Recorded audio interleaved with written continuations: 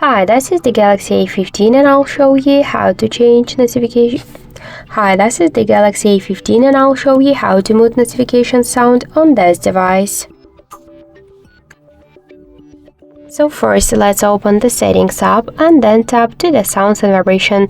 Here click to Volume section and you'll see the Notifications volume panel.